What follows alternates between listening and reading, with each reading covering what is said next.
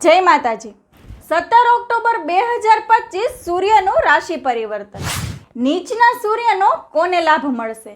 ચાલો એ જાણીએ। એ જાણતા પહેલા કમેન્ટમાં જય માતાજી લખી દેજો અને તમારે કઈ રાશિ વિશે જાણવું છે તે તમે અમને જણાવી શકો છો।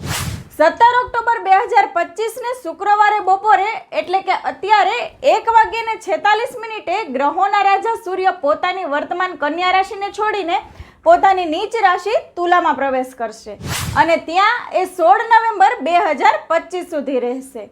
આત્મા, પિતા, સરકારી નોકરી, પદ, પ્રતિષ્ઠા, માન સન્માનના કારક સૂર્યનું પોતાની નીચ રાશિમાં થનારું આ રાશિ પરિવર્તન આ 5 રાશિના લોકો માટે લાભદાયી રહેશે। કાર્યક્ષેત્રમાં ઊંચાઈ પ્રાપ્ત કરશે અને નવા લોકો તમારી સાથે કાર્યક્ષેત્રમાં જોડાશે।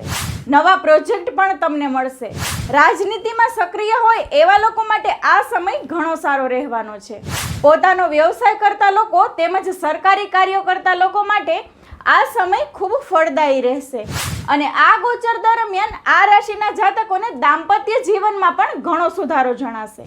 આ ગોચર દરમિયાન આ 5 રાશિના લોકોએ આદિત્ય સ્તોત્રનો પાઠ કરવો તેમજ ગાયત્રી મંત્રના જપ કરવાથી લાભ થશે। આ 5 સૌભાગ્યશાળી રાશિ છે સિંહ, તુલા, ધન, કુંભ અને મીન। આ 5 રાશિના જાતકોને આ વિડીયો જરૂરથી શેર કરજો। જય માતાજી।